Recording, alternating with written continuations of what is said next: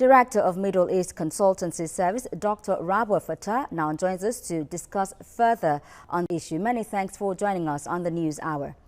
Now, critics have said the laundry list of criminal charges facing the post-Mohammed Morsi are meant to solidify Egypt's new authoritarianism. Would you agree? I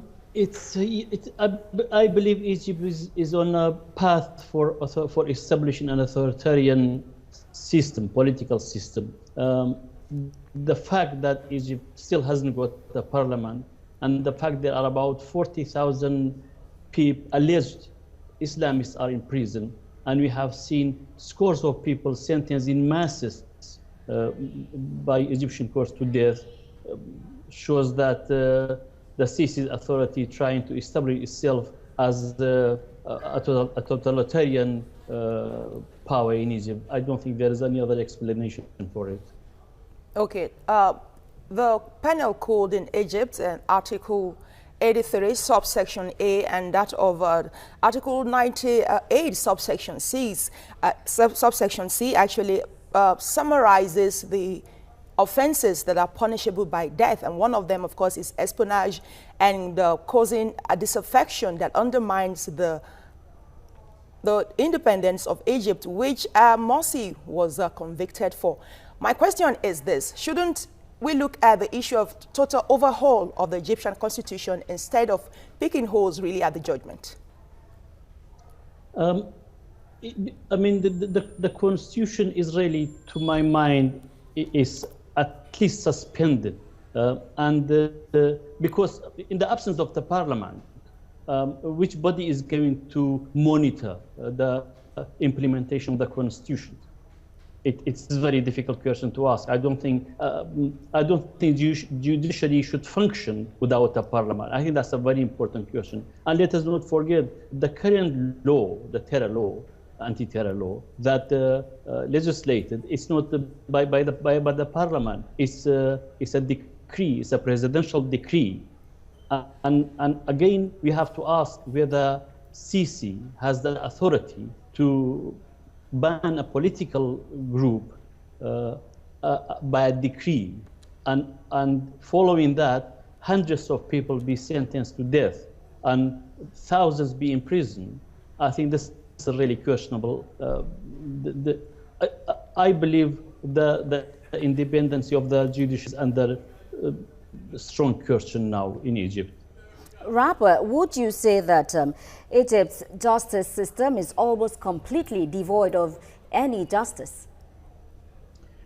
I mean, that's a difficult, I don't really want to make a sweeping statement. However, I believe the current trials of whether they were civil activists, whether they were accused of members of Muslim Brotherhood, somehow politically motivated, and that's not really my only opinion. I mean, human rights organizations, reputable human rights organizations, also argue that in these cases, the judiciary or the court has been politically motivated. Okay, the Egyptian constitution also recognizes the fact that death sentences can be commuted, changed to life imprisonment. So if the Court of Cassation hears the appeal, do you think this death sentence can be changed to life imprisonment? Well, Egypt has a very long court procedure and appeal procedure. Yes, the death sentence can be changed into a life imprisonment, but we have, let us not forget, because I mean, under international law and also conventions, how long a person can be sentenced to death and wait in prison for years, because this in its own can be classified as torture, which is the violation of international human rights law. And this is an important point. But I believe Egypt, I know it's in the constitution the death penalty is there, but I think Egypt, as a very important country in the region, should really join the civilized nation and just abandon death sentence altogether, because all these Western countries altogether ban the death sentence. I believe blood brings more blood. And the best thing for Egypt is somehow look for some sort of reconciliation and trying to bring all the peaceful political groups into the political process instead of trying to eliminate or to force them out through judiciary and by other means. I don't believe that's a healthy way forward for Egypt. Well, will it be completely unprecedented if President al-Sisi comes out to pardon deposed Mohammed Morsi, if just for the prospect of long-term stability in Egypt? I think we can speculate, but I think that will be a step in the right direction. I think if